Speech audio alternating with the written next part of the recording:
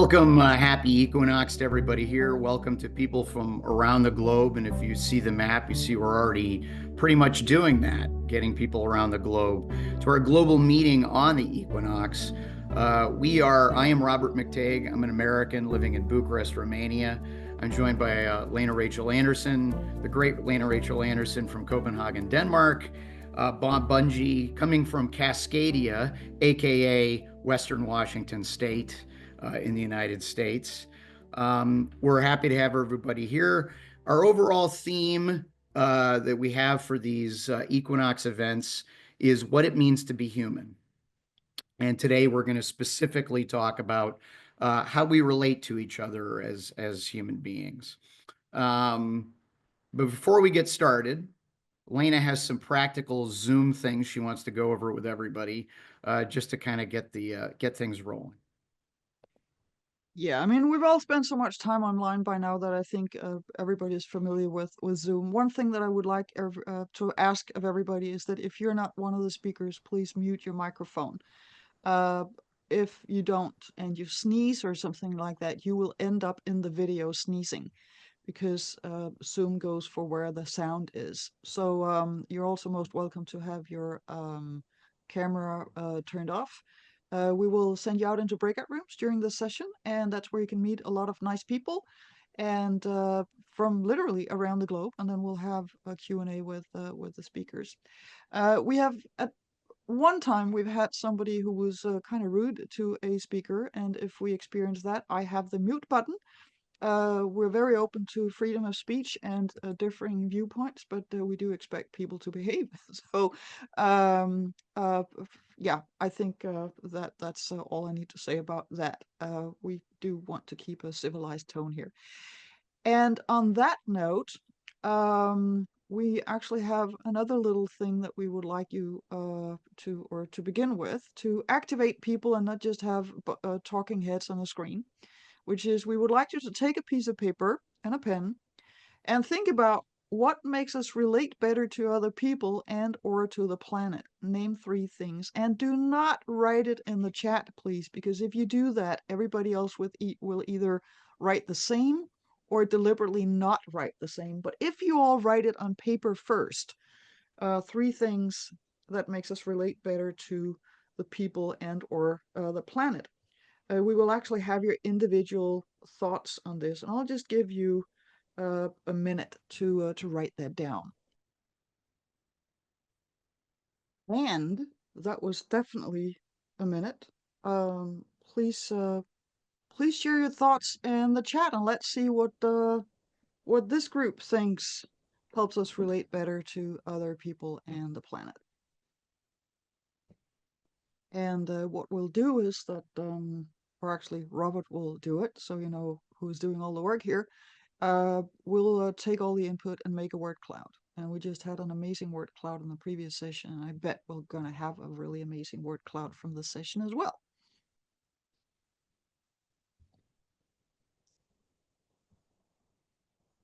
Know where our breakfast comes from. I can see how that would make us relate better. Aligning values, eye contact, being in the same room. And we got love, love, love. Location, location, location. No, love, love, love. Greetings, slow down, take a walk. Love, empathy, and good intentions. So when you go out into the breakout rooms later, as you will see here, there's only kind and wonderful people. Okay. While people are still filling that in, I'd like to introduce not 1, not 2, but 3 speakers that we're going to have for this session. Our first is Yi-Heng Cheng, coming to us from the People's Republic of China. Then he'll be followed by Pindar Wong, who's also in China, specifically in Hong Kong. And then last but not least, we have Hironobu. I'm sorry, give me just a second. I have the wrong screen up. Hironobu, who will come to us from Japan. And Lena will introduce our theme that we're going to have throughout this whole session. Yeah, Thank you. So we're looking very much forward to the 3 speakers. We just had an amazing session in Oceania with 2 Australian speakers. And we're traveling around the globe, and we do that twice per year when the day has the same length around the globe. So that kind of unites us as who we are as humans. So what does it mean to be human? That is really the big question that we're asking here. And exactly a year ago, we launched this book with this title, What It Means to Be Human. And it is about Bildung traditions from around the globe, and it has authors from around the globe. And I only wrote one of the 14 texts, so I can say it is a really good book. I can highly recommend it.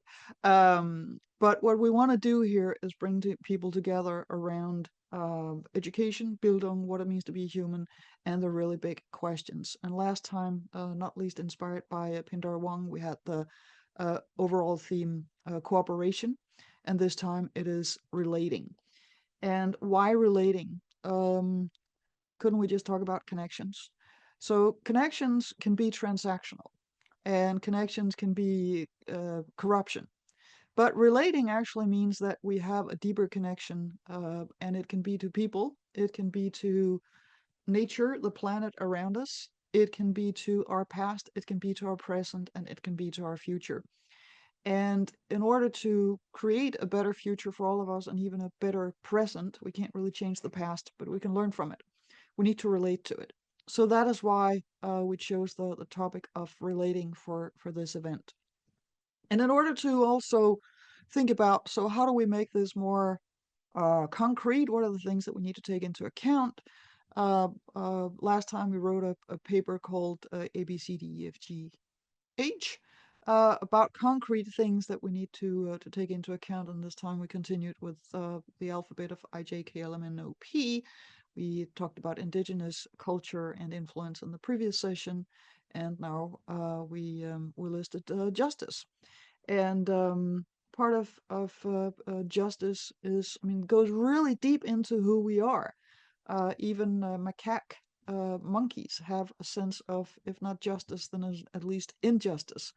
I published a children's book some years ago about justice and rule of law, and a boy who witnesses a crime. And at a book fair, there was this little kid who asked me, "So what is this book about?" And I said, "It's about fairness and justice." And I asked, "Do you know what that is?" And the kid was like, "No, that like the concept of fairness." "Do you know what unfairness is?" Yeah. The kid knew what was unfair. So there is something about when we're cheated, when we're not treated well, we know it immediately. And part of education, part of Bildung, is that we can relate to others, and that we can, as we've also seen in some of the answers here, feel empathy and relate to other people, and behave well and have just behavior. So and actually a lot of our early education today, a lot of ministries of education, governments have in their mission statements for school systems that we need to create productive workers. But if we look at the mission statements for school systems 100 years ago, at least Denmark 200 years ago, we want good citizens who know the difference between good and evil.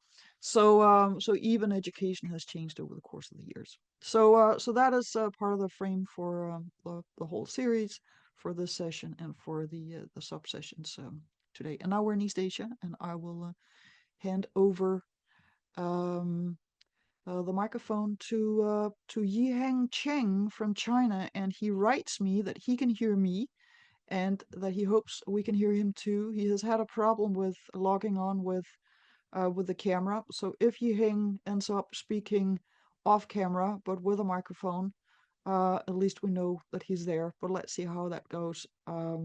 Yi-Heng, you're one of the familiar faces here, so thank you for wanting to joining us again. Okay. Can you hear me now? Yes. Is that okay? Yes. Good. Oh, I select this way that I can I use reading instead of talking, because maybe that will be easier, so that if there is anything breakdown by the whatever happened in China now, then I can continue. So I am actually sitting in Shanghai. I'm trying to give a bit sense of the Confucianism on the justice. Now, in Confucianism, actually, the term of justice is represented by Yi, the word Yi. That is combined with some other words, like political justice, 正义, and moral righteousness, 道义. Benefits and righteousness, that is a little bit difficult because it's a kind of opposite meaning, but that's Li and Yi. I will follow that a bit more, or I will discuss that a bit more. Then benevolence-based righteousness, 仁 and Yi. Okay, in Confucianism, benevolence and righteousness, customs and wisdoms, that's 4, and number 5 is 5th. These are the 5 fundamental virtues that guide human relationships. So the E, which we use that in the justice, is always referring to the proper norms of behavior. So Li and Yi, when we put together, Li means profit, benefit, and Yi means righteousness. Then we have to be careful, or let's say in the Confucianism, it's that was taking care of more detail. So the gentleman aims at righteousness, and the selfish one is looking forward towards profit. That sounds a little bit different as what today's world, but it was somehow educated in the Confucianism like this way. So you can, if you can think, then there are actually a basic rule in Confucianism that actually the Yi is much more important than Li. So it means that righteousness, to keep the righteousness is much more important than keeping benefits or benefit itself. So I'm the greatest, or I'm the best one, or you can say the country is most important. That is sometimes in confusion. So in extreme cases, that was handled in Confucianism is when life and righteousness cannot coexist. Confucianism upholds the idea of sacrificing oneself for righteousness. So that sounds 舍身取义. So I can give up my body in order to keep the righteousness. That is actually in the Confucianism. And if we focus on the politics, 正义, I mentioned that before, that is, the 正 is more on a center or centrality. That means it's not it's not on the right-hand side, or it's not on the left-hand side. It's much more in a harmonious way. That's 正. And Yi is again the international norms, or aligned with time, human emotions, etc.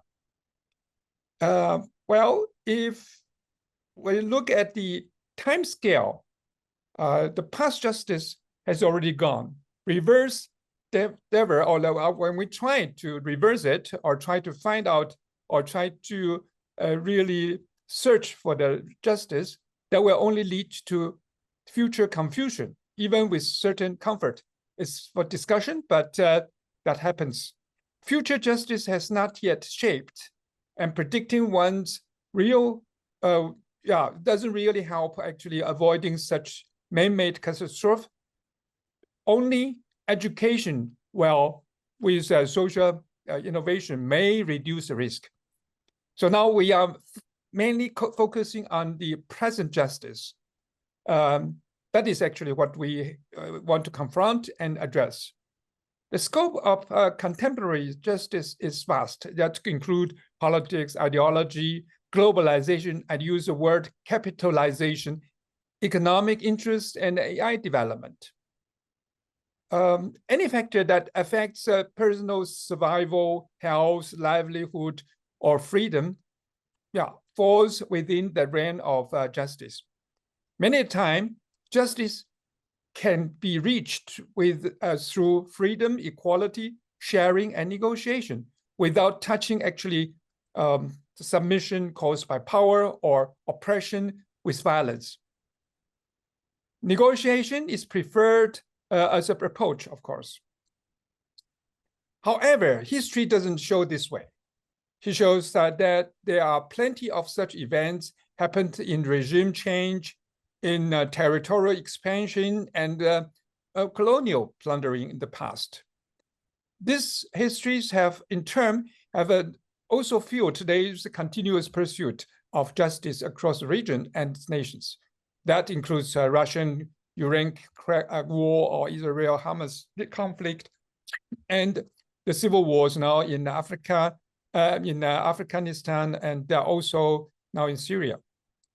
So everyone side of both sides are claiming the justice is on their side. So if we use the Chinese culture, we can use yin and yang and 5 elements. That's metal, water, wood, fire, earth, where forces are benefiting or contracting in different sequences. So I have been using this methodology for a long time, or even in the book, which Lena mentioned. Then we analyze and to understand the justice is as metal, is never standing alone, 100% means alone. And the other 4, love as water, freedom as wood, individual will as fire, and equality as earth, none can be neglected. So it means 0%. This mechanism covers every individual, groups, society, and country. Each is looking for a dynamic balance for all. So in this way, submission by power or oppression with violence can be a measure that's, in a sense, is young, it's strong, it's in the meaning of power to break the balance. That is a measure used to break the power. That's young. Nevertheless, it will reach another balance in the opposite, that's yin, with all these 4 elements which I just mentioned via negotiation and empowerment. Thus, it concerns the past, present, or future. Submission by power and oppression with violence might not be avoided, but we should not give up. There is always ways of negotiation and empowerment to reach the balance of performance of justice. This could be the essence that Western education needs to adopt from the East. Thank you.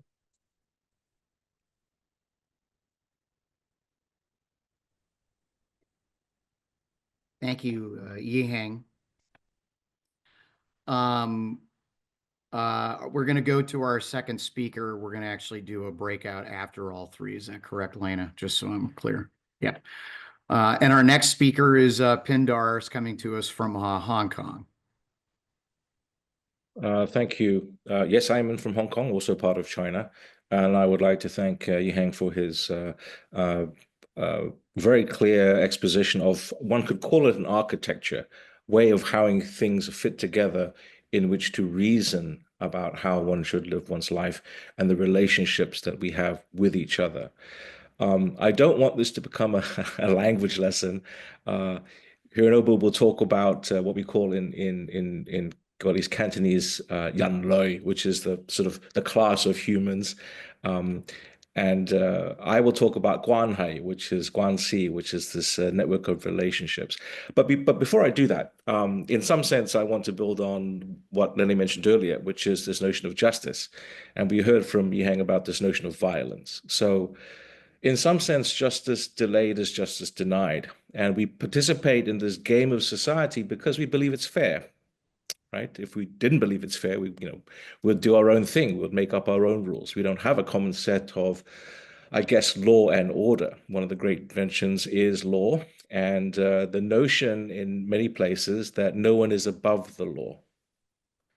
But today we have a different kid on the block. We have Mathematics, right? There are mathematical laws like physics. So whilst no one is above the law, no nation is below mathematics. And the reason why I mention this is cryptography, this notion of a different kind of violence, not the yang violence that Yi-Heng talked about, this active smashing, this active violence. It's a kind of passive violence. Infinite force meets an immovable object, right? So you can think of incarceration as being a form of violence. Um, and the reason why ultimately one has to look at the monopoly of violence in the notion of justice and fairness is that if you've been wronged somehow, there is this notion of we play the game so there is, in some sense, a balance or rebalancing of to the party that has been on the short end of the stick, the unfair side. So the reason why I want to talk about Yi-Heng, which is we all know social networks, they're a bit of a boon in today's world. But, as human beings, we are relational beings, right? Social is sticky. We all relate to each other in some way. The internet was a very interesting phenomenon which challenged a lot of assumptions. Free and capitalism has kind of led to this very, very strange mix of today. And I think there's an opportunity to rethink that in terms of relations. You've heard in our previous notion of about cooperation, and I look at quite simply the technologies that help us to cooperate at scale is actually what the world is missing right now. We can see all the problems that Yi-Cheng mentioned, all the sort of going back to history, this notion of nation state actors and various different wars, right? So wars come again to Europe, I'm afraid. And can we have our unique human aspect of creativity and imagination to imagine a different way of relating to one another, a different way of cooperating at scale, specifically at scale across legal borders. We all like law and order, but laws have borders, at least in contrived notions of nation states. I don't know if, when's the last time you took on a plane ride, but when you look out the plane window, do you see the nice colored maps that you see in the globe? You don't, right? These borders are in our mind. So if we can reshape where the borders are to be actively conscious of where we're making what my friend Daniel Erasmus calls thinking mistakes, then perhaps we can find a solution. So let's be more concrete. So where I believe in this Yi has most currency is this notion of how we can have a new kind of female money. This, I guess, not the yang money that Yi-Heng has been talking about, but sort of the female money that I tried to allude to in the last call.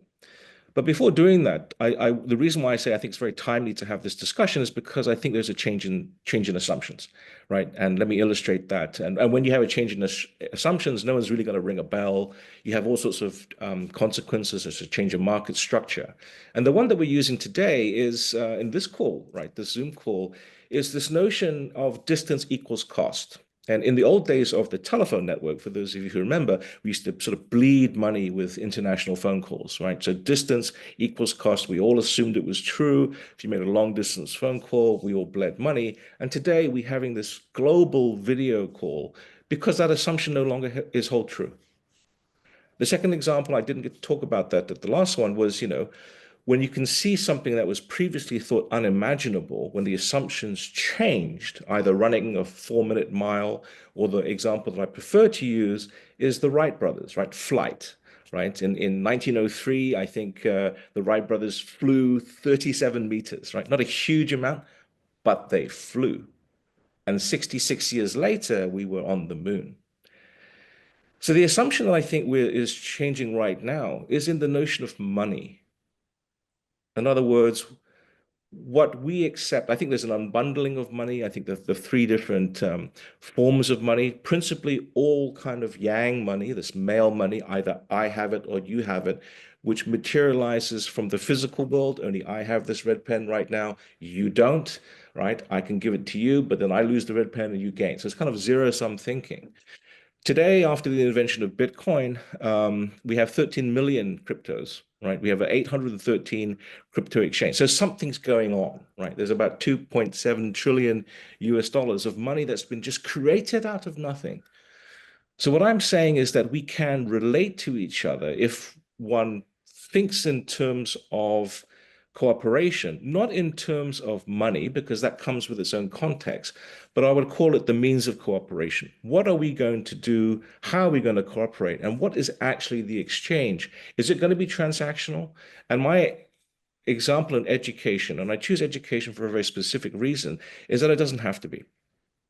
So just as the internet was the first global network that was not international, it was not agreed between nations, international.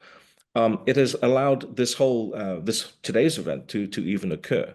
At the same time, there was another global network, which was financial network, like SWIFT, right, for the Society for Worldwide Interbank Financial Telecommunications, right? It's a big mouthful, and you've seen that being weaponized recently over the conflict in Ukraine and Russia. So these are just networks, right? So the internet and Bitcoin, the previous way where you look at things on the internet, but you press buy, the buy decision occurred on some separate network, not the internet. And right now, the internet is eating that function, is absorbing that function, so that we can both transact, we can exchange information, and we can also do commercial transactions. But if we look at the origins of the internet, it was originally about sharing resources and sharing information, a lot of that being educational information. If you look at some of the social video platforms that are there, a lot of it is about showing each other how to do things, right? Showing each other how to put pins on maps, for example. And that sharing is not zero sum, right? I can think of two examples, education being, oh, I teach you, you teach me. I don't actually lose anything because I'm merely exchanging information. Other positive sum games where the interest is not either I have it or you have it, or the financial interest does not accrue to me or you. We now have the opportunity to imagine a different one where we can both have an interest, a common interest. And as we began the questionnaire earlier with how do we relate better to one another, a lot of it is regarding empathy, of absorbing the other person's perspective. We can now do that. We don't have to all agree. We don't have to be the same, but we just have to have a common starting point. So the example I want to use is what we do in Hong Kong. We have this thing called the Greater Bay Area, and this is new economic zone. Again, we're trying to get away from this notion of flags and geographies, but that's a sort of an inbuilt assumption which I think needs to change. And so in terms of, if we look at how this boils down to brass tacks, right? The future of jobs, the future of manufacturing. In the Greater Bay Area, we have, again, some would call us the factory to the world. The backstory here is really quite simple, that the manufacturing age has gone through three different phases. The first one was you could call American manufacturing, which is you build something just in case. You have 105 goods when you only need 100, just in case 5 of them doesn't work.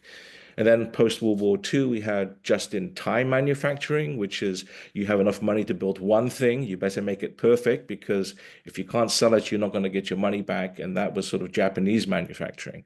The last 30 years has been just price manufacturing. We've got a different kind of innovation in China where we can drive the price down from different reasons, re-engineering how things are designed so that you can afford to buy 3 of the same things where you can just previously afford 1. 2 of them might not work, 1 of them might work, but all 3 might work. And if you do, you're ahead. So where we are in terms of manufacturing, and the reason why I focus this is there has to be a way of relating to each other. And we can look at it as being manufacturing for digital goods, because those are, again, borderless. With cryptographic inventions, and with just software, mind you, we can now participate in an economy that is not defined by your location. Now think about that. If you've got the euro, it's now the eurozone, you've got the Hong Kong dollar, you've got the US dollar. In some sense, there's a geographical mindset. And if you look at, again, areas where you're not expecting innovation, such as cybercrime, and the notion of using crypto as a means of exchange, the sort of the currency, if you will, these are early days in that experiment. And so what I'm asking us to do is think of the assumptions that are being challenged by these technologies, but actively embrace them to design something, what I previously called, well, actually what I called here, the Bildung architecture. In other words, what are the elements of a new way of relating to each other? Can they be sort of female money? Can they be positive sum? Can we play positive sum games instead of zero sum games where we don't one winner takes all and where the other loses, that we both can win? And in the previous talk, I tried to talk, allusions to chemical models where the bond between us is more important than the actual number of electrons that we're sharing. And so the reason why I choose education is because today there's a standard called the Verifiable Credentials Standard by the World Wide Web Consortium, and it has been applied to education. And the reason why this is interesting is because we have now open education resources, we've got open education commons, the actual material, this digital information about what it is to learn is freely shared. Now, different qualities, admittedly, but there was no mechanism by which to certify, right? Whether or not you're qualified to do anything. Now, there's been different platforms in the United States that have tried to allow people to participate, but not necessarily get qualified. Well, now we have a mechanism to qualify you that is both privacy preserving and decentralized. And so to actually understand this, I've been trying to encourage for those to joining this call to play around with a very innovative implementation of this standard by Arizona State University. And if you haven't, then please play around with it. You can download it off the App Store, or if you're an Android, the Google Play. I'm not sure if there are other platforms that will also support, but it's an open standard, just like HTML was an open standard.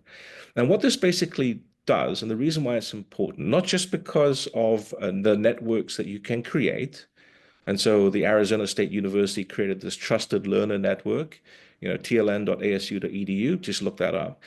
It's because we now have a way that we can change our educational structure, our educational architecture. No one's going to ring a bell other than perhaps this call where I'm saying an opportunity is there, that education is something that you do, not a place that you go, right? So this location-based mentality is something that I think is no longer true. This geographical mindset, right? Global, you're international. I mean, I don't really care where you are on the planet today because we're all arranged in time for this call. Not where we are, but when we are. And so if we can decouple this notion that you have to go to a place to be educated. In fact, we have to go to a place to be certified to be educated. And I'm not talking about competency. That's a more finer, nuanced discussion. Then that changes the architecture that we can have for how we educate and how we become these Homo sapiens, these wise people. Now, if we fail to do this, if we fail as a species to educate the next generation, then we may not deserve that moniker. What I'm saying now is that the marginal cost, this extra cost of producing yet another educated, considerate, compassionate human being is going to be driven to zero. And so if I was a university, I would be probably thinking pretty hard right now about what is the future of university. Is it actually teaching, or is it in the business of certifying? And the reason why I say that, if you look at industry, both in the Greater Bay Area or the United States, in high tech, they're now developing their own educational and competency standards. You have to demonstrate you show, not tell. You show them what you've done. You don't tell them that you've got a degree from XYZ. You just show them what you've done. And so you can't divorce education from, I guess, your role in society as a productive member of society, which is why I mentioned this whole business of manufacturing. And where manufacturing is going is in mass tailorization, right? We know how to produce 1 million units of whatever across the border at scale, right? We know how to produce one of something, which is called a prototype. There seems to be that here we are trying to perfect the notion of developing 10,000 units of something. And the reason for 10,000 is that your manufacturing processes, to calibrate them, to get that sort of reducing the error, you need about 10,000. And no one knows how to do that, so that you can produce a production run of 10,000 and 10,000 are perfect. Well, it may be just 10, because innovation means that we can constantly evolve because we harness our imagination. Everything now begins digitally. Changing the design of something, the marginal cost, the cost of doing that is almost zero. And the reason why I need to focus on education is that to fulfill that vision of mass tailorization, then we're going to have an education system that we have, in some sense, you could view it as just-in-time education or just-in-time certification, where you need to learn something, and so you go on the network and you watch a video. I think that's already happening. And so how we relate to each other and how we have this new form of justice, where we have not justice denied because it's delayed, we can have this notion of justice because of cryptography. And with this cryptography, if you look deep into the architecture of the World Wide Web verifiable credentials architecture, there is crypto. So this cryptography, and I don't mean cryptocurrency, is what is actually, I think, a new way of looking at how we can extract value from data flows, specifically in the educational setting, and how we can move to an era of regenerating our relationships through multiple exposure. The assumption that will be changed in the terms of money is that money needs to be fungible, that money needs to be transactional and anonymous. I mean, I would love to know who grows my vegetables, all right? I would love to have if that person wants to know me. And so we don't have to have a transactional worldview when we look about scaling cooperational, this so-called relational money. We can actually drop the money. We don't need to think in terms of the perspective of money, but in terms of building solid bonds and solid relationships in areas that are of mutual interest. Thank you. Thank you, Pindar. Our last speaker is coming to us from Japan. His name is Hironobu Shindo. He's going to talk to us about rethinking the human and lifelong learning. Thank you very much for this opportunity. The title of this conference, What Does It Mean to Be Human? Is quite a big question for me, because I research lifelong learning in Japan, and the concept of humanity has historically been at the center of education. Now, I am a visiting researcher of UNESCO Institute of Lifelong Learning in Hamburg, Germany. So actually, I am in Germany now to research about the current discussion of lifelong learning and its philosophy in which it underlies. Since its foundation, UNESCO, which has played a crucial role in shaping global standards for education, has emphasized humanity alongside human rights. I have 2 points in my talk. First, I will explain the term human in my mother tongue Japanese in section 2. Next, I will talk about the history of how humanity has been handled at UNESCO in section 3. And based on the above, in section 4 and 5, I would like to propose some issues regarding lifelong learning today from the perspective of humanity.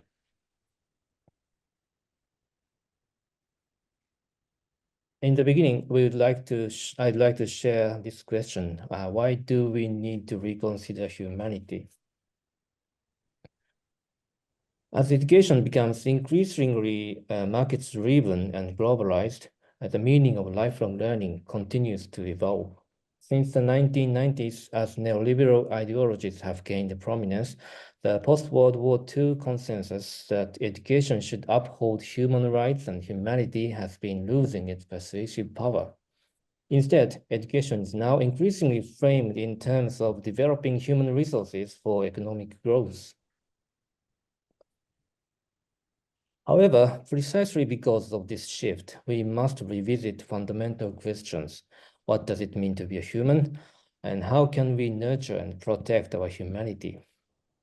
These are not only important, but require new ways of being explored. In this regard, the concept of Anthropocene, which highlights the interactive relationship between humans and the world, becomes particularly relevant.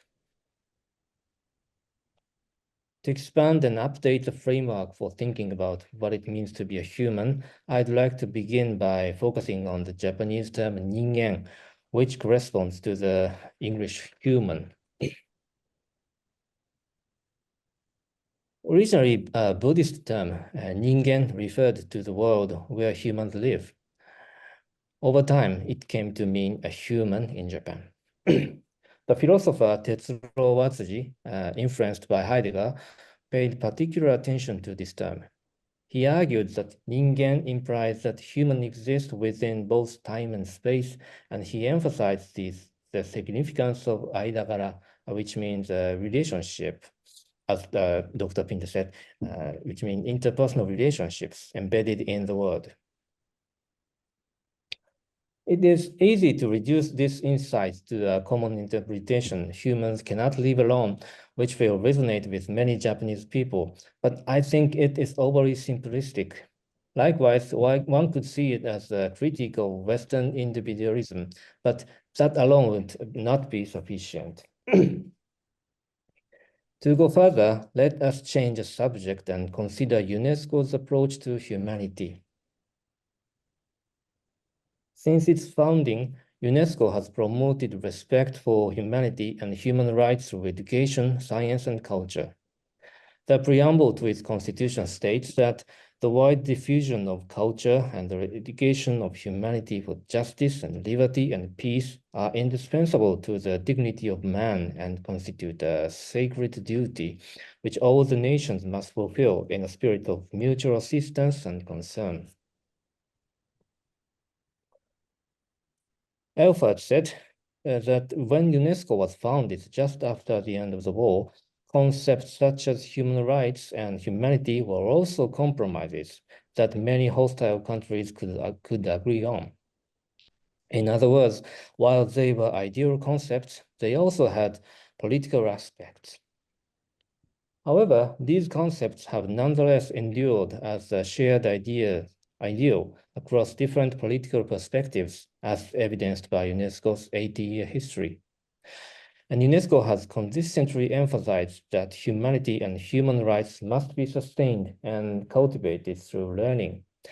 This is evident in major reports and declarations such as the Advocation of lifelong education in 1965, a report called Learning to Be in 1972, a Declaration on the Right to Learn in 1985, and the draw reports called Learning the Treasures Within in 1996. At the same time, the humanism has been increasingly criticized since the late 19th century for its anthropocentric bias. It has at times justified violence against other living things, and even against fellow humans. Rosie Braidotti, discussing the humanities in the post-human era, proposes three key challenges. One, questioning the premise of what it means to be a human. Two, rethinking the boundaries between humans and non-humans. Three, re-examining the structure of cities, regions, and citizenship. In essence, she calls for a broader perspective that encompasses all life forms and challenges human-centered values. Many would likely agree that we need to reconsider anthropocentrism. However, that does not mean we should abandon the question of what it means to be a human. Rather, we must update the framework in which we ask this question. I think our challenges are in between us. Returning to Watsuji's perspective, the term Ningen directs our attention to the space between people. This raises a fundamental question. How can we, as individuals with distinct personalities and inevitable conflicts, live together? Of course, it would be wonderful if we could be friends with everyone, but no matter how much we try, that is unfortunately impossible. However, even if we cannot be friends with everyone, we can at least try not to be enemies. In other words, we can learn to maintain an appropriate distance while living together. Throughout history, ethics and political philosophy have challenged this issue. In East Asia, Confucian texts such as the Analects and Zhou Ganseo, I can pronounce this in Chinese, have had a profound influence on, of course, in Japan. Especially, the analects has been widely read by ordinary people, not only by rulers. I'm delighted to share this discussion with participants from the broader Asian cultural sphere. Similarly, works like The Prince by Machiavelli in Italy and The Social Contract by Rousseau in France in the European history, as well as so many self-help books on navigating human relationships up to now, reflect ongoing concerns about living together. The very fact that we struggle with these questions shows our deep-seated desire to live together despite differences in thought, values, and ideology. The Japanese scholar Kazuo Watanabe, who studied French Renaissance literature, said that we try to be an angel, but sometimes become a pig. In other words, while we have the instinct to exclude those who are different from us, we also have the capacity to strive toward living together. Let me introduce one example. Now I'm in Hamburg, and I came across a wonderful museum called MARC, Museum am Rotenbaum, World Cultures and Arts. Originally built as an anthropology museum in the 19th century, it has recently undergone significant changes in its name and concept in response to the decolonization movement. The current goal of MARC is to free various cultures from a Eurocentric or colonialistic perspective. Near the entrance, there is a room called Zwischenraum, which means a space between. Its website shows that in this room, the visitors are invited to help shape processes of change. Work and research processes are highlighted here, and new spaces for discussion are opened up. The space is both an ideas and hands-on workshop, an interaction area, and a small exhibition space. Now let's move to the conclusion. We need to explore the meaning of being human in ways that are not anthropocentric. And we need to focus on the relationships between people and continue to make efforts to live together with others. Through this, individuals can learn and contribute to the creation of a better society. Let us make a bridge between us. I believe this is a central challenge for both education and lifelong learning. Yep, thank you for listening. Thank you, Hironobu. Folks, what we're going to do is we're going to move briskly to breakout rooms where we're going to discuss, we're going to meet each other if we haven't yet, and we're going to discuss the 3 questions that I just put in the chat. I'm also going to throw it up on a slide here so everyone has these in mind. Okay. And the idea being we're going to discuss in smaller groups personally, and then come back in a larger sense. We're going to have Q&A with all 3 speakers as the final part of this culture zone. So the questions are, what did we just hear? What did we learn? And what would be a good question to ask the speakers? And I'm going to send you out into breakout rooms now. I'm giving you 15 minutes. And they're only friendly people with Bildung, and they're all curious, and they all love to introduce themselves first before you start the conversation. And I'm going to keep we're going to keep the speakers in the main room here, because if we send them out into a breakout room, they're just going to keep talking, and then you won't get to talk to each other. So with no speakers, we'll keep them here, and then we'll send you out into breakout rooms and see you in 15 minutes. Have fun. Yeah, sorry, I couldn't join earlier. What was the any sort of hints or tidbits from the Australian session?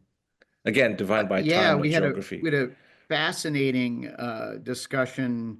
So Melissa talked about using theater in education, which and I'm a literature teacher, so I teach drama, and it was like taking notes about how sucky my own efforts are compared to hers. And then Chris Speed talked about time and these actual interactive experiments he's done with children in Scotland and in England, and their sense of time, and these little bots, and each one has a different kind of time way that it moves through time, and how they associate with it, and it was pretty interesting stuff. I try and get my kids to do improv because I think drama is massively important in education. That's something I've been fostering for many years, as well as storytelling. But I think it all comes to a head in this little improv stuff, which is actually really difficult to do well.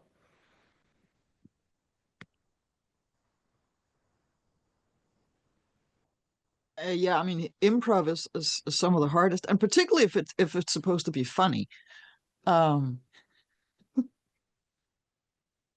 see Yi-Heng Cheng moving. That's a good thing. Speaking of improv, later this year there'll be a sequel. It's very difficult. We have Yum Yang, we have Yin and Yang, which is great.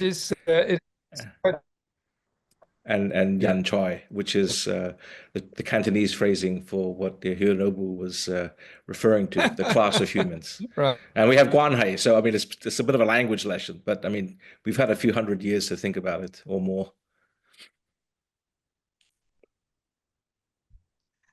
It's interesting when the word human trend or when civilizations, cultures start talking about being a people, because the Inuits call themselves Inuits because they're the humans, and there are no other peoples around. There's just the animals, and then there's the humans, and so they identify as human. But once you have bigger civilizations, once you have a higher population density, people start organizing in whether it's tribes or empires or whatever it is. Then human becomes the shared category, unless you call somebody non-human because you want to kill them.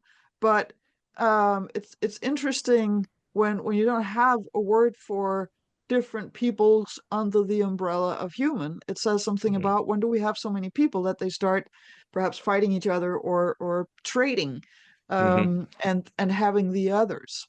So a human then takes on a different kind of content, because it's not just we're not the dogs and the zebras. We are the so-and-so under the umbrella of being human.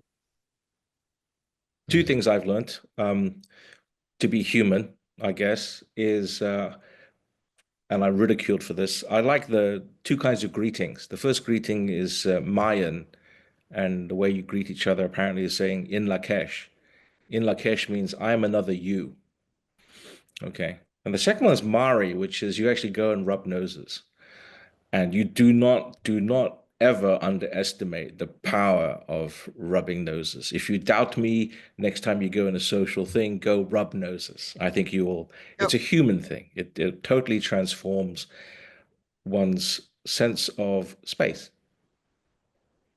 So that's a homework exercise for all you online. There's nose touch to the camera. So we all go to the camera and rub our noses now? The laws of But physics yes, still apply. Yeah. I went to New Zealand, what was that, 13 years ago, summer of 2012. And that is actually one of the reasons why we're doing this, because that's where I encountered the way that the Kiwis, so the European New Zealanders, have, of course, based on the insistence from the Maori population, but they've realized, because I was at a national museum and spoke to one of the custodians, because I was so impressed by the way that Maori culture was sort of everywhere in the New Zealand culture. And the custodian said, 10 years ago, we realized that unless we started integrating the Maori culture into the Kiwi culture, we would just be those Europeans who are so far away that nobody remembers that we're still around.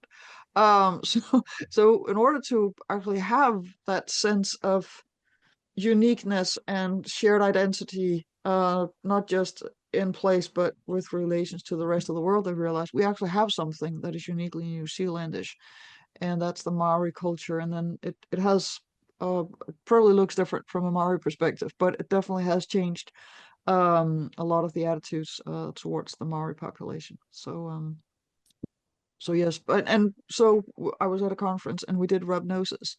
And yes, and they stopped doing it during COVID, I would have to say. Um, but yes, it does change a lot. And it's fun.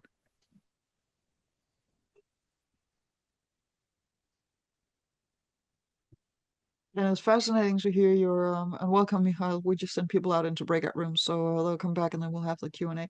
It's fascinating as always to hear the different culture zones and hearing your sharing of both language and philosophies. I kind of expected that, but it's interesting that it actually happens.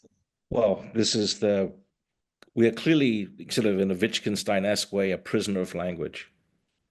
Mhm. We are all beginning to define terms. And so our propensity to label things and to conceive of, I think the social contract was mentioned earlier, and and also notions, I think French, like I think before I think, therefore I am, right? And I think we actually have to look at pre-language. I feel, therefore I am, because babies feel before they learn to talk. And so a lot of our communication is in defining terms, and a lot of confusion is there. And, when we were doing the internet in the mid-'80s, Professor Shigeki Goto from Waseda University had a very important meeting in Japan, which was how to avoid World War III with this whole internet thing that was coming. And my takeaways from that were two things. The first thing is prejudice is taught. Okay. And the second, so in order to avoid the next World War, we need to get our kids to play together. That's effectively what it boiled down to. So my second question to Professor Goto, Shigeki Goto, was anything that is going to be completely different that we will never resolve? And his answer was yes. And I was like, what is that? Come on, tell me. He goes, what we eat for breakfast. So in the comment earlier, in terms of, the reason for breakfast is to pay homage to this notion that there is something that is ours. We don't have to all agree. And I think it turns out, I mean, if you go to international hotels, it's all the same breakfast no matter where you go. But I think what we all eat for breakfast is peculiar to us. And I think we don't have to normalize our cultures. We don't have to be egalitarian or not all the same. I think our diversity makes us interesting. But anyway, I've spoken too much. Well, I have a question for Pindar, may I? You talking about passive violence, Passive violence, yes. could you tell me a little bit more about it, because I'm interested in that. Okay, so I get criticized for this a lot because most people perceive as the monopoly in violence in society being due to active violence, right? The police officer has the baton or the gun, and we all surrender to that because we live in a just society, a civilized society, that we don't all resort to private justice. There's a system of justice, like the law and order. And the reason why I use that is violence can take two forms. I can whack your head and break your head open with a baton, or I can put you in a room and lock the door and you will never get out of it. It's called a prison. And so I mention this because the law has borders, but cryptography, the implementation of mathematics, does not. And so if we are to cooperate at scale in the order of 8 billion people, then I'm not going to wait for leaders. Okay, I'm just going to go do it. And so this notion here is, well, where's the starting point? And the starting point is to recognize that the correct implementation of the mathematics, assuming that the mathematics is correct, then we have another form of violence, which I can encrypt something. I can jumble things up so it looks completely random. But if I give you the secret, then you can read everything. And yet everyone can see everything that we do. And so that's new. And so we can think of many, you and I can make a money together, right? You can say we could have it, Hironobu Pindar coin, right? Which is used for our relationships of if I admire your reputation and you vouch for someone. You say, hey, look, Lene's great. I want you to spend 10 minutes with her. My currency is time. I'm time poor. I just don't have enough time. And if I honor that, we can build different things. And so time is fair for everyone. Again, looking away from this geographic worldview to a temporal view. I think you covered that in the earlier session. Because it's irrespective of, as we know from Einstein, even that is relative. But the whole point here is that cryptography is a new way of doing justice, but it doesn't involve the monopoly of active violence. It actually is a monopoly of passive violence. I am, the Navajo Indian, I'm the sitting bull in the middle of the road, and nothing you're going to do is going to move me. That is, if one abstracts a bit, a kind of violence because you're restricting my freedom to get through the road. Okay. Right. And so, I don't want to overlabor the point. I'm just saying that the internet occurred not because of nation state actors, and it is evolving to absorb financial transactions. And we've got how many million cryptocurrencies? Well, why don't we have 8 billion cryptocurrencies or 4 billion? Right? Because we know from social network in the United States that we are about 6.5 degrees of freedom away from each other. And we know from Dunbar's number, there's 150. So 150 to the power of 6, you end up with the size of the planet. We have an opportunity to scale, and we must scale because exponential thinking in a linear world doesn't work. And all the problems that we see every day in the newspaper, the chaos is an actually opportunity to change and pivot. But to what?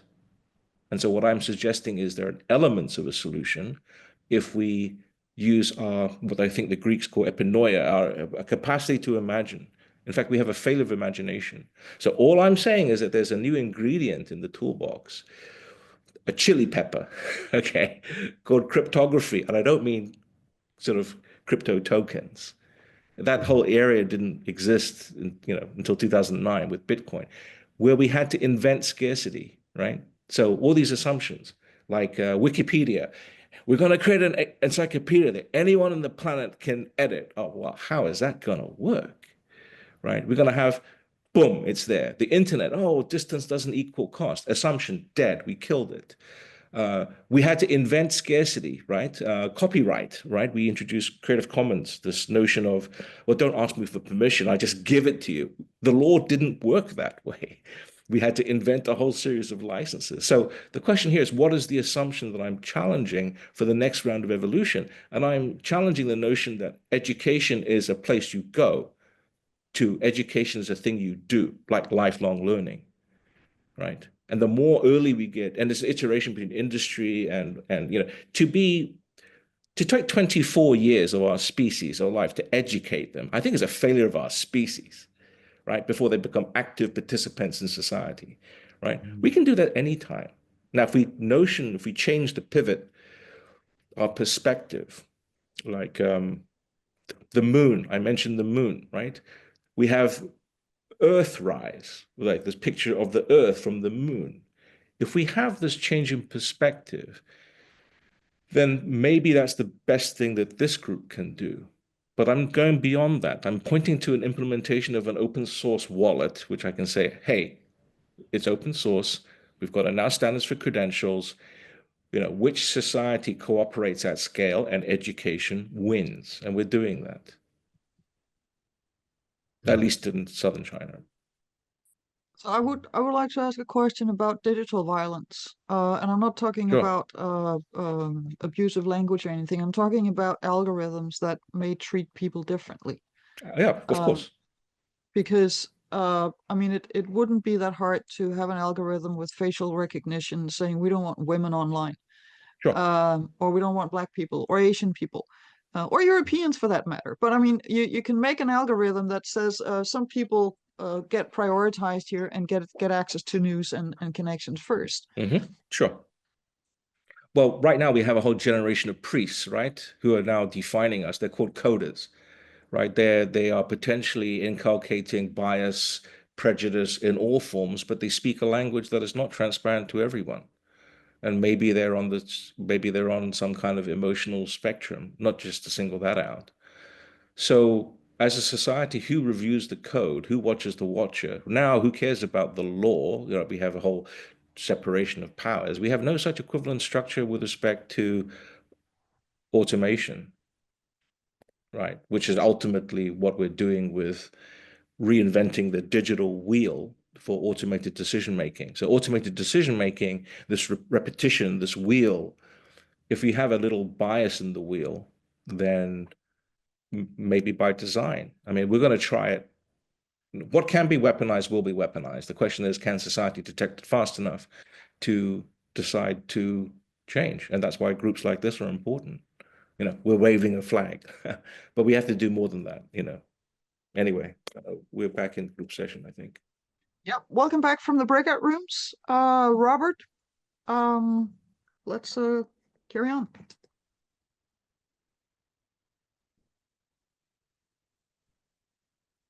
All right, everybody, welcome back. So we're going to do a Q&A with all three speakers. And going back to the questions we went to our groups with, what did we just hear? What did we learn? And of course, hopefully you've discussed a little bit among yourselves what would be a good question to ask the speaker. So we'll start that out. I will also, while we're doing this, remind folks, if you've been coming in and out, we have the Padlet link that for people to put on a map where they're coming from. We're trying to collect as many of those inputs as we can. We'll show that at the end of the session where we are in our map of the world. And we'll also be showing a word cloud. But we'll open up, Victor, I guess we can start with you if you have a question for one of the speakers. Yeah, actually, I have a question to three of speakers. I'm really interested to see perspective on a human from each speaker, personal opinion, what actually human means for each of them. Because this would be really cool to understand the overall cloud of thoughts about what actually human means for different continents, for different people, different nations, different individuals. So really excited to learn on your wisdom. Thank you.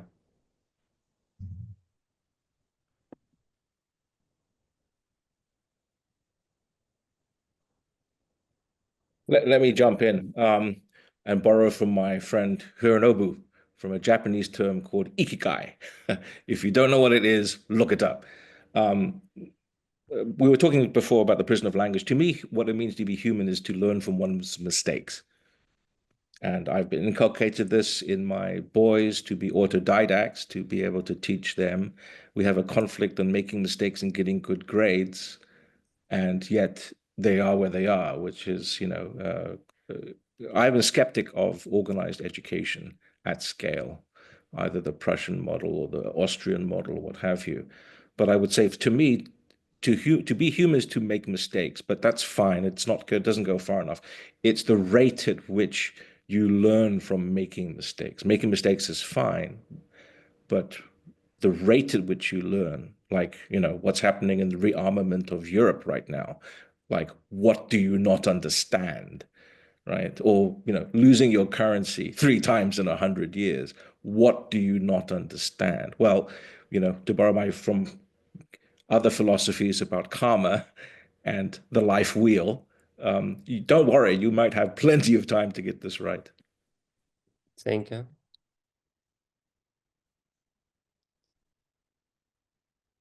Okay, maybe I can jump in as long as I'm audible. Can you hear me? Yes. Yes, absolutely.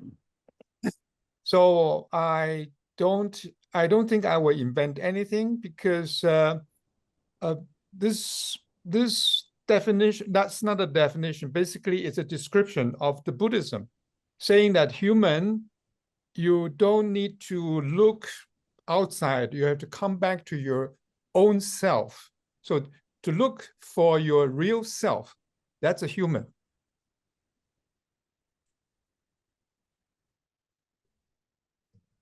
Thank you. So my idea, I would think that human has, I think, 3 dimensions. Where the first is individual, each person, and the second is a human as a group or community. I mean, in Japanese term ningen, it has a meaning of the individuals and the relationship with other people, other human beings. So this is the second. And the third dimension is human as a species. So we are not the king of the living creatures anymore. So we need to think about human as one of the many lives in the world. So this is a third dimension. Yeah, this is my idea. Thank you. Very, very rich.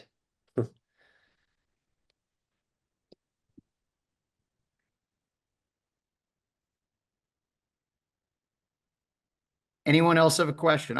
Kim. Kim, please. Yeah, I totally agree. These were very, very explanations, and they all speak, I think, about human. That's fascinating to discuss what is a human being.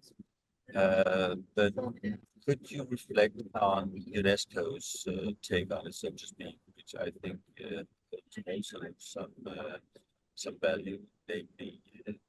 I have a very poor sound from you, Kim. Can you speak closer to the microphone, perhaps, or just louder? I'm in the car then, sorry.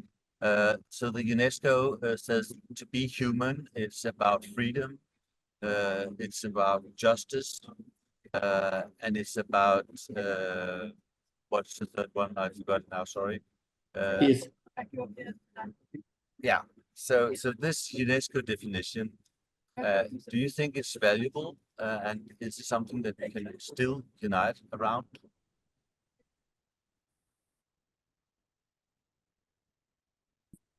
Yes, the UNESCO's definitions of humanity or human rights is, I think, it's still important. Of course, there are many criticisms on it, because in UNESCO's document, they call human man. I think that's not possible anymore. But the basic idea of humanity or human rights is, I think, is still important. Yes. It's my idea might be conservative, but yeah, this is my opinion. Let me completely disagree with that for the purpose of disagreeing. I just kidding, of course. Definitions are wonderful, but I think what we're missing, and I think why today's session is important, is to focus on the relationship between. So it's not just as in Hironobu's discussion, it was the space between, not the thing on one end, not the thing on the other, but the space between. And in that space, in the silence between words or thoughts or what have you, there is potential. And so whilst it's fine to have definitions of UNESCO to be, freedom, it's freedom from what, justice from what, it's the relationships that the reason why I'm hesitant to agree with it is because any kind of definition comes with a framing. And if you which the thing you're trying to achieve is constraint. But what you're leaving out in that framing might actually be what you need to consider. So definitions are fine, but the relationship between what's inside the definition, what's outside I think is where a more productive discussion. It's a perspective that we can bring to the discussion, because we all have to find commonality that I think is what I think is underappreciated, which is why today's framing is important. Just an opinion, not a fact.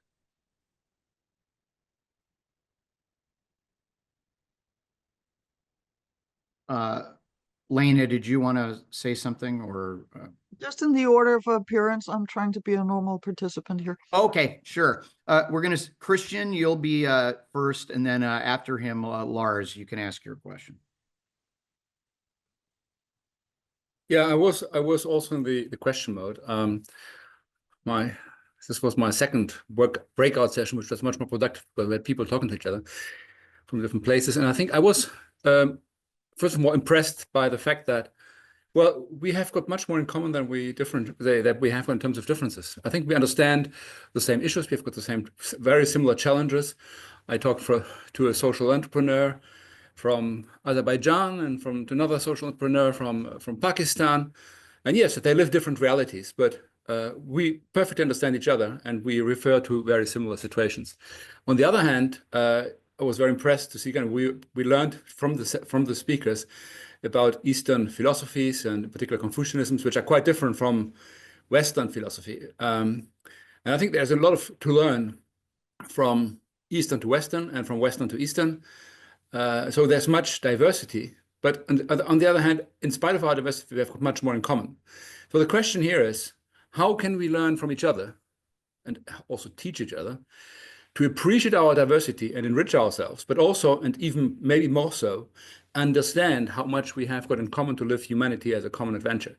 Because that is, I think, our big challenge. We have to kind of think if we want to address the big issues which our generation and the upcoming generations will have, we will have to become much better at reasoning at humanity, about humanity as us, where we're sitting in a small boat, and that understand what we really have got in common, and sympathize with that and empathize with it.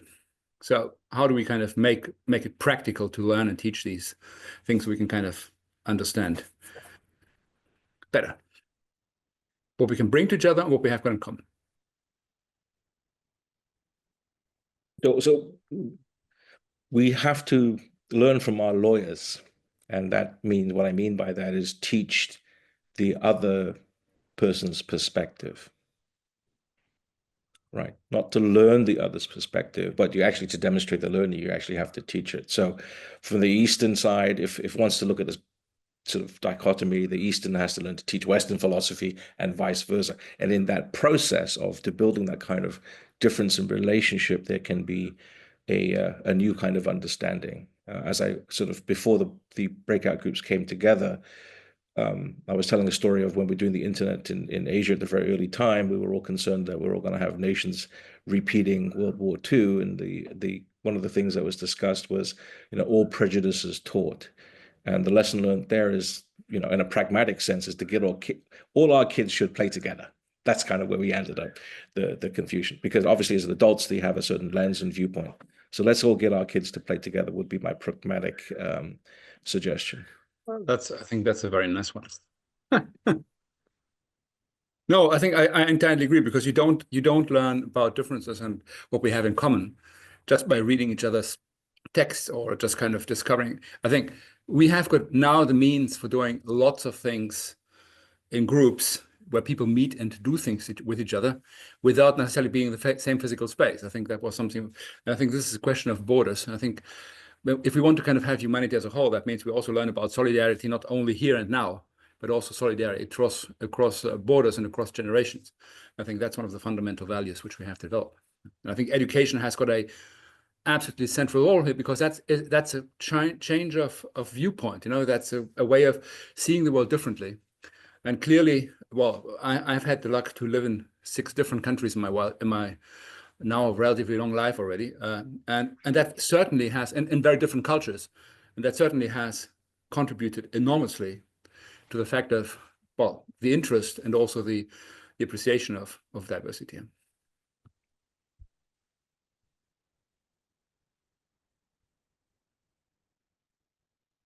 Other responses from other speakers?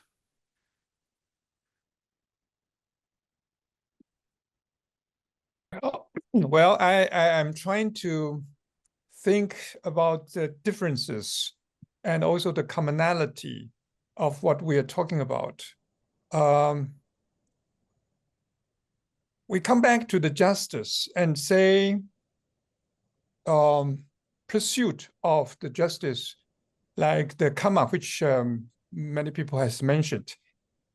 In China, every dynasty change is a catastrophe, and it's lacking of justice. And nobody is caring about the justice after the change of the dynasty. So number one is that you have learned to accept, well, what's happening. And number two, what you have learned is that what is not movable is what you think by yourself. And that's what the Buddhism says. Actually, we have to look into ourselves. Everything comes out of different definition, boundaries, etc. It's coming out of ourselves. So if you want to remove that, you have to remove that from yourself first.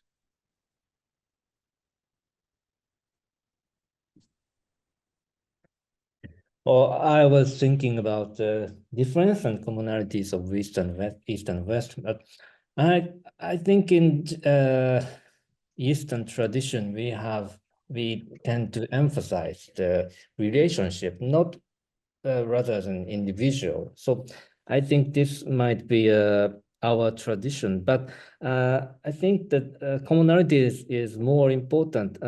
I'm thinking about the definition of human of Aristotle. I think I remember he was talking about the human as a political animal, which means in my understanding, Aristotle said human beings can live together and using the language. So this is the characteristics of human beings. I think this definition we can share. I mean, we are individuals, but we can live together. We are different we have different characteristics, but we can live together using languages. So, I think that's interesting, and I think just to react to what Yi-Heng Cheng just said a second ago, I think what he said about changing things from ourselves, for instance, is a core idea in Stoicism, for instance, also. So you kind of find very similar ideas in different cultures, and yes, they are formulated differently, but at the end, the things which are really kind of key, like for instance, the fact that every human being is important and has a right to construct his life, or the fact that we're on the same boat in one way or another, is something which is a fairly intuitive idea. But I think it's by learning about our diversity that we can appreciate what we have got in common. I think that's a bit paradoxical, but I think that's, for me, a very important thought. Lars, your turn. Yeah, thank you for some nice speeches. I enjoyed it very much. I have a question about awareness. And the reason being is that I think it was you, Pindar, who said that we are relational beings, and which of course is true, but when it comes to awareness, then it's my awareness. I'm being aware of you, of what's going on in me, what's going on in the world, what's happening, what kind of values are in the room.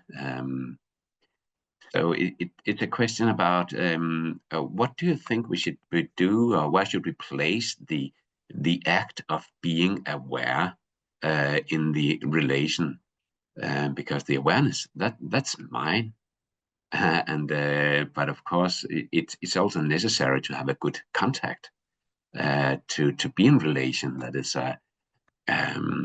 profitable, something good is going on.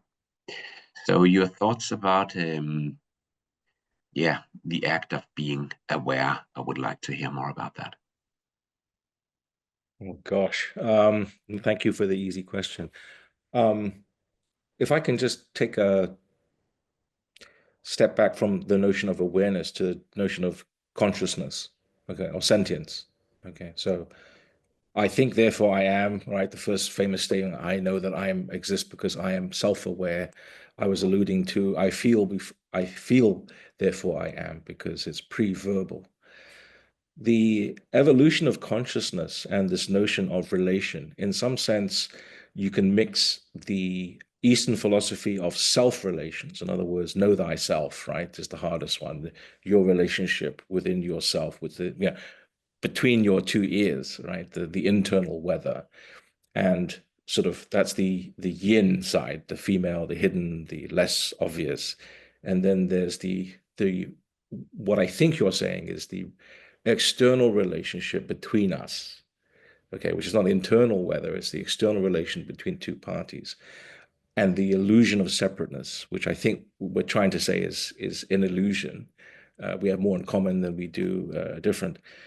This whole notion of how consciousness evolves is one which has been intriguing me for many years. And I would point to the notion and work of Dr. Carl Kalleman, who basically has indicated, a Swedish gentleman, who basically has indicated a very interesting theory, probably the most interesting theory that I've come across, at least in my life, is that consciousness has an evolutionary timetable.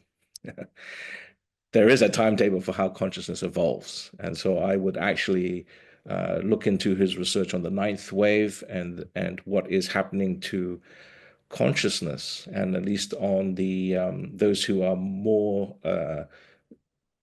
individual self-work is no longer necessary but not sufficient. And it's difficult to describe where you can co-share a consciousness with one other being, other than to know that it is possible. So this is like the flight argument. This is like, I didn't know you could fly. I didn't know you could run a 4-minute mile. You can also look at Monroe's work on what's classed as entheogens. So NN1 dimethyltryptamine, DMT. You can look at lysergic acid diethylamide, LSD, or any of the conscious altering drugs, which were very popular in the 1970s.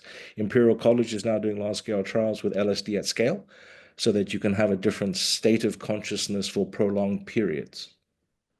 So right now, I'm describing the round Earth in a flat Earth world with two notions. One, that there is a timetable of consciousness, and that in some sense we are all part of the same consciousness.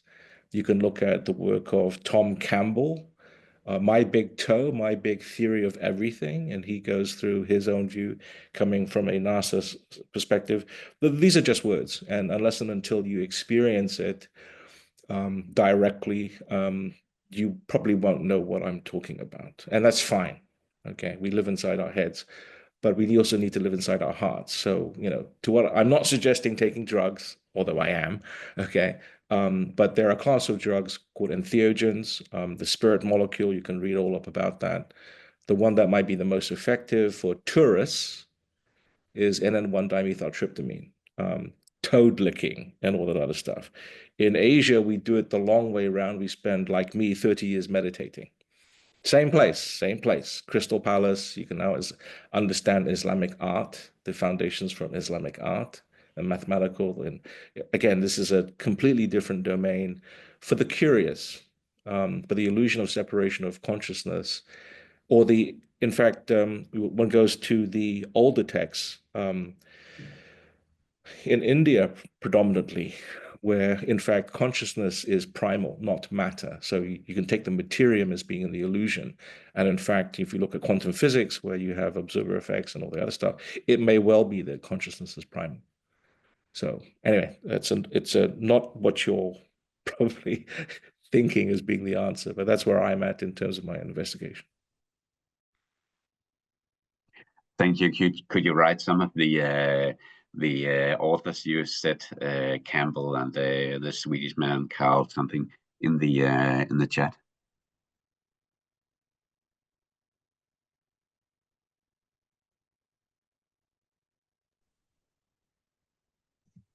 Lena, we'll move to your question.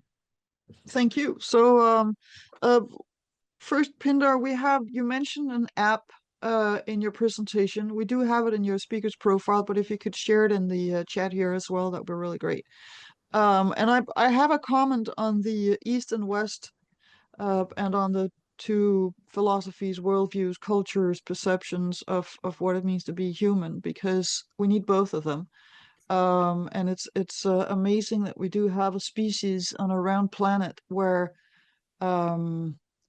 we have such deep roots and thousands of years of refining thought models and dealing with who we are, what we are, how we relate to each other, that we have come up with fundamentally different, but over time, fundamentally different ways of describing it, understanding it, and dealing with it.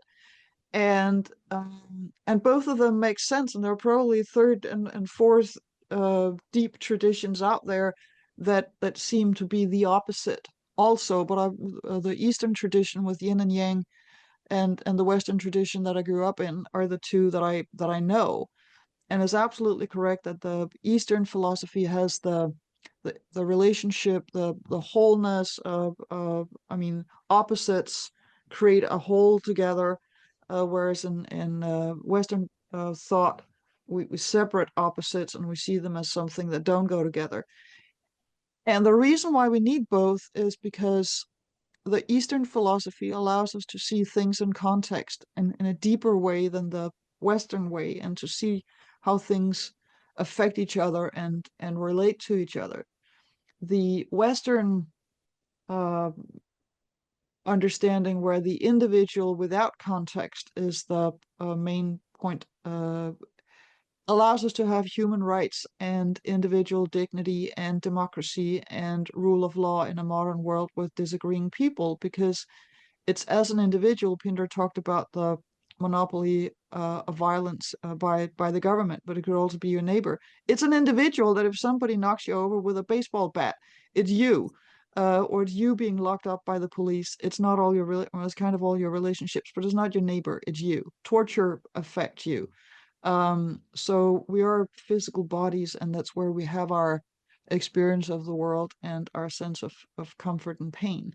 And we can't have a globalized world with all these different traditions if we don't respect the individual just for the sake of them being there as an individual. And then we can choose to extend that to the great apes or pigs, who are actually very intelligent, even though they might not be angels. So we need to understand the individual as well. We are almost running out of time. I didn't mean to be the last speaker, but we have 4 minutes before we close down this session. And we have we started with asking a question to everybody, which was what can help us relate better to each other. And Robert and everybody got to write 3 things, and Robert made a word cloud out of it. Yeah, give me just a second here. All right. There it is.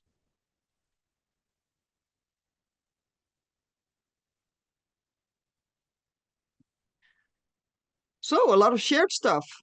Common interest, shared values, shared practices, find your values, kindness, courage. Cool. Quite a few votes for parenting as well. I noticed quite a bit of that. So some of us are just lost.